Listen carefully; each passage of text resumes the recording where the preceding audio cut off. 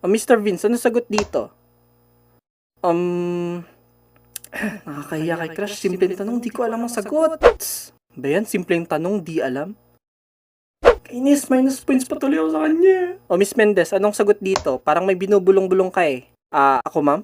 Hindi, yung nanay mo. Malamang ikaw lang naman Mendez dito. Di ko rin po alam eh. Alright. It's hot.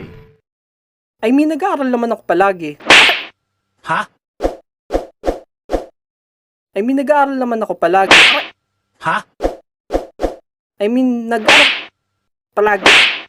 Oo na, minsan. I mean, minsan na nga lang ako mag-aral, tapos pag nagkataon pa na alam ko yung sagot, saka naman ako hindi matatawag. Sino pumatay kay Lapu-Lapu? Uy, alam ko yan. Yan lang tangi kong nabasa kagabi. Maybe this is my time to shine. Ma'am, ako ma'am. Hindi, mamimili ako ng random dito sa class record ko. Okay, Mr. Albert, sino pumatay kay Lapu-Lapu? Hindi ko po alam, ma'am eh. Basta wala pong kinalaman dyan. Ha? Anong kinalaman? Tiyatanong lang kita sino pumatay dito kay Lapu-Lapu. Bakit yung nga po ako tiyatanong? Sabi nang wala akong kinalaman eh. Ha? Anong ha? Anong ha? Ha? Ha? Ha? Ha? Ha?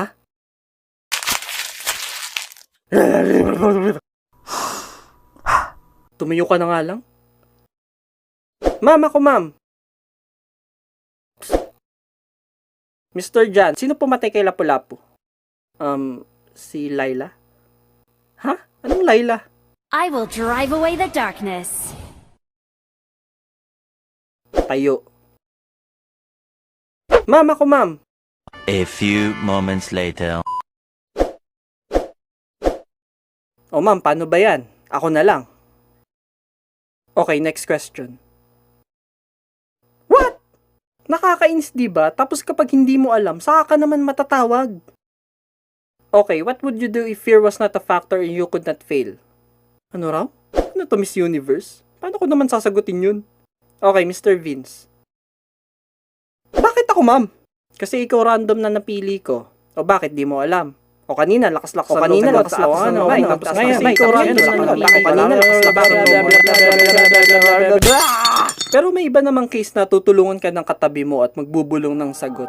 Mga anghel na handa kang tulungan sa oras ng kagipitan. Okay, Mr. Vince, what is science? Patay, di ko alam. Systematized body of knowledge acquired through various processes such as observation, experiences, and experiments in order to formulate a verifiable conclusion or law that serves as a basis of technology for the benefit of the mankind. Bait mo talaga, classmate. Teka, ano ulit yung sinabi niya? Pero kung may maanghel, syempre hindi mawawala ang mga demonyo. Demonyo na bubulungan ka ng iba't ibang kalokohan para ipahiya ka lalo. Oy, pre, tayo dyan. Okay, Mr. Vince, what is science? Patay, di ko alam. Science is... may narinig akong bulong ng kasagutan. Science is our subject. Subject for today. To? Get out. Kidding aside, kung estudyante pa kayo, wag na wag kayo mahihiya magtaas ng kamay.